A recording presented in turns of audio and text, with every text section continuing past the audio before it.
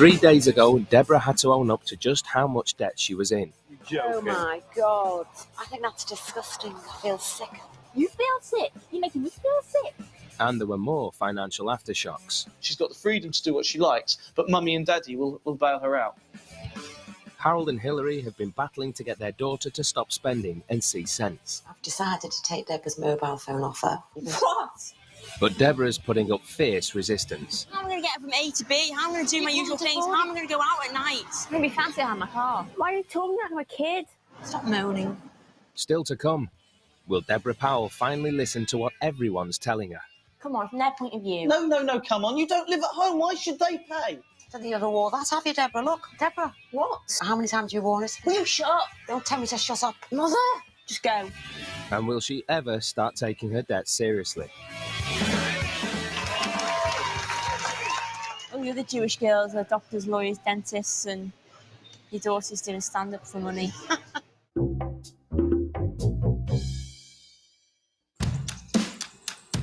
It's barely daybreak in Manchester, but Deborah Powell has work to do, finishing off the biscuits she's hoping to sell for a profit. I'm feeling like a morning of an exam. That kind of nervousy feeling where you know you've revised and done all you can. So I'm just going to go with a positive mind. She's done very well. I believe she was up till 2 o'clock this morning making these biscuits.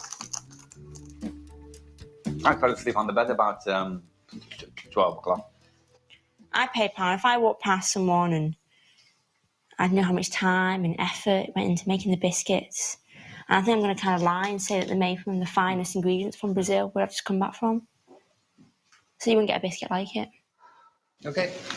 Dad's taking Deborah to see if her biscuits will sell in the one retail outlet in the northwest that she usually avoids like the plague. His market stall. So, can she persuade the shoppers at Widnes Market to part with their cash? It's dirty. Well, you know, Yeah, the market. It's not bloody Harrods. Hello, could I spare you for 1 minute, could I? I've made biscuits with £20,000 worth of debts, how much I'm in.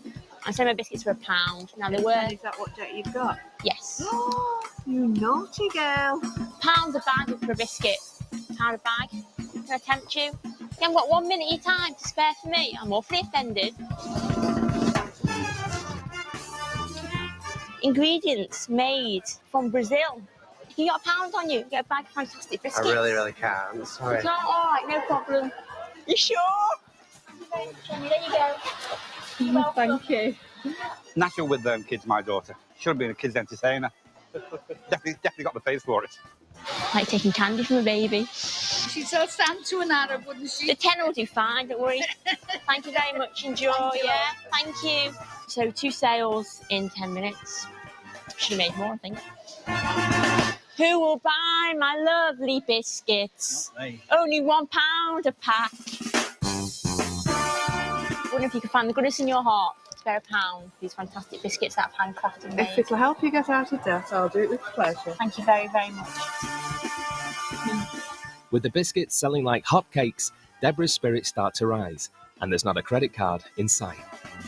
That is called change. 8, do you mind if I give you change? No, yeah. And have you done it? 9. Not too bad, to be honest. Thank you, not too bad. Can you have the Never- biscuits now? No, you can't. No, you're just not going to deal the biscuits as well. It's been better than I thought, definitely. Deborah's turned her original £4.51 into £26. That's a grand profit of £21.49. This is what notes look like then, hey?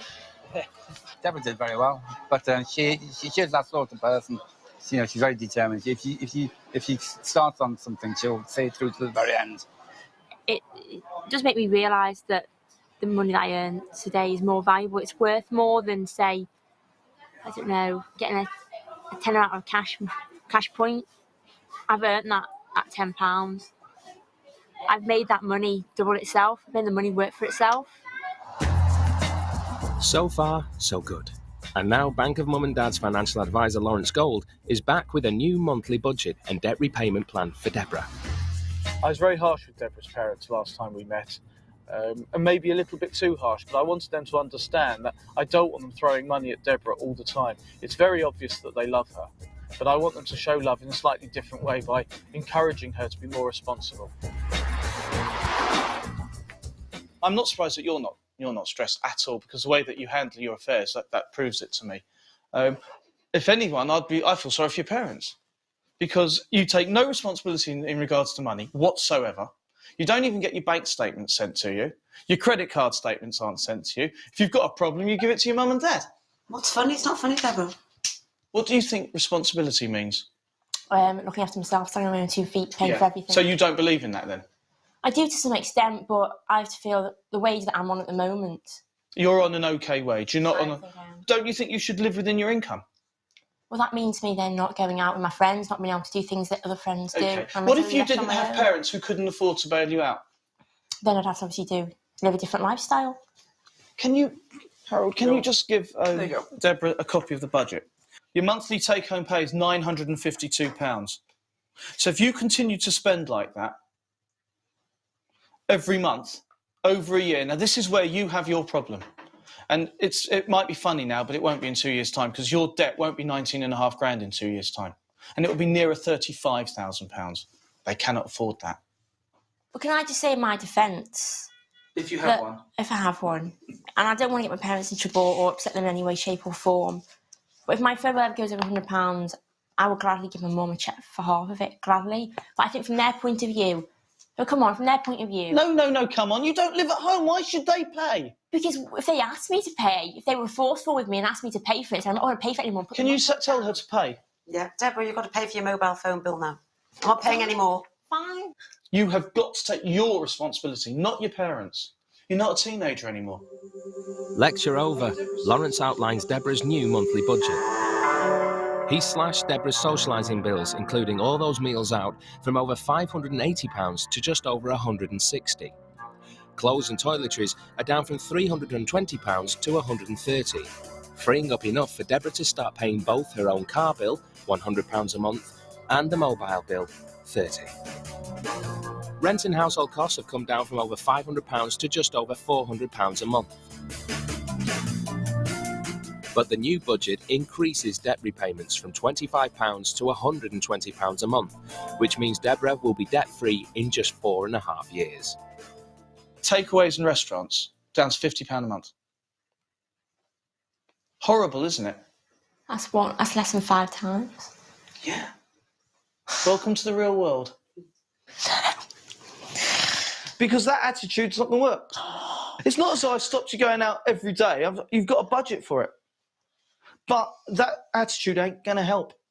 We can't do it anymore. Yes, I've got to stop. Got to stop. Got to be cruel to be kind, haven't we, with you?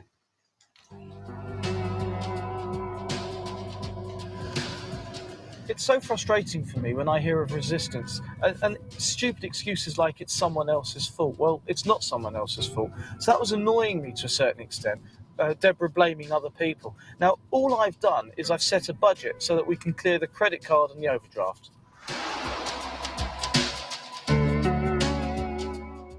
I didn't find it funny. I was laughing because I was embarrassed at the situation that I'm in. My attitude is if you don't laugh, you'll cry. I think it's me who is more responsible for Deborah's situation at the present time.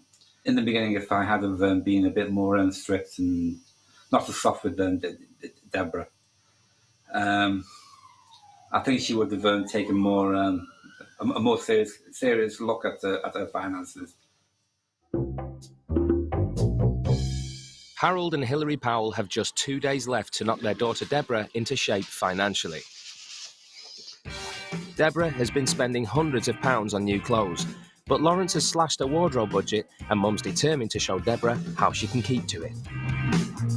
She spends too much money on clothes, she can't afford them. So I've got a designer to come in to recycle some of the clothes so it look like something new, something different. So she'll save money doing that. She just goes mad. She buys clothes and makes her feel better, but she only gets used. She only feels good wearing them for 3 times, and then she just throws them in the back of the wardrobe. With the help of banker Mum and Dad, Hilary's brought in fashion designers Susanna Dowes and Lucy Mitten, who work for a textile recycling charity. I want you to meet Deborah. Deborah, this is Suzanne and Lisa. Hi there, Suzanne. Yeah. And Lisa, hi there. You okay? They've come here today Have they? Yeah. They come. to get some of your clothes out your wardrobe that you don't wear anymore, and they're going to recycle them. So I want you to pick 3 pairs of jeans and 3 tops out of your wardrobe, please. Don't look too scared. Yeah, and you'll get all new clothes. Recycle them, shred them up. No, I'm going to make new clothes out of them for you. Right, okay. Because you can't afford to buy more clothes. There's a little purse. So, 3 pairs of jeans and 3 tops. Well, that shouldn't be a problem, should it?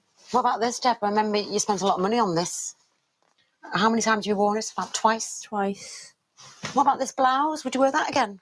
Nope. Look at this. I don't think you ever wore that, have you, Deborah? Look. Spent a lot of money on that as well, remember?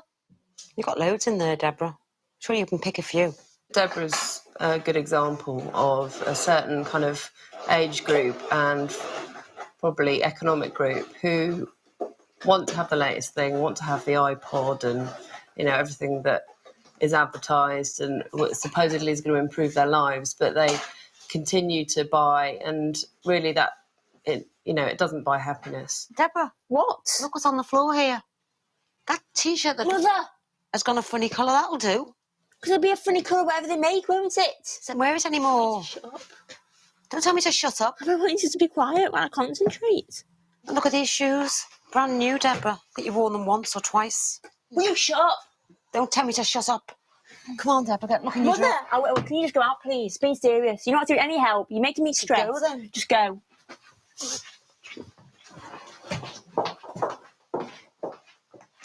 Half an hour later, Deborah finally settles on a couple of items.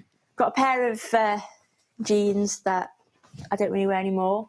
Top that I don't wear anymore. And got a dress from Whistles that's cost me quite a lot. She was a bit annoyed. I got on her nerves. She told me to get out of the room. I think Deborah's got loads of clothes and she buys too many. That's why she's got to stop buying clothes and save her money. My budget has been rejigged to spending only £60. If you bought one item a month One item of clothing a month. that was really good and you loved it and you knew you were going to wear it for 2 years, that would be £60 worth spent, wouldn't it? If I spent one item of clothing that did cost £60. Yeah. And Susanna doesn't stop there. It's time for her to prick Deborah's conscience a bit too. Have you ever donated clothes to a charity? I haven't, no. Why not? Good question. So what would you do with something if you didn't wear it anymore? Would you throw it away in the bin with your rubbish? No, I'd probably leave it at home. We want to encourage people to recycle, but also to think about what they already have and maybe not thinking of recycling as something where you hand over your waste to someone else to deal with and for them to recycle, but for maybe to think of ways that you yourself can recycle what you already have.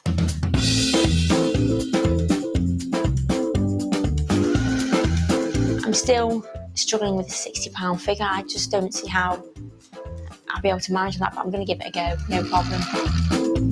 I might even start, looking around and shopping around second-hand clothes shops for clothes that are more retro. Deborah's old outfit cost £100. Deborah's new outfit cost nothing. Fantastic. Can't believe that was made out of an old pair of jeans. Isn't it fantastic? And an old T-shirt. Look at that turnaround. Really great. I really, really like the skirt. Really am made up with the skirt. Not too sure about the top, but I'm sure I'll put it to some good use. I think it's human nature to want new things. They do bring us happiness for a short time, but the desirability of a garment should also be in where it came from and how it was made and not just how it looks. Susanna's words have struck a chord with Deborah. She's beginning to realise just why she's been spending so much.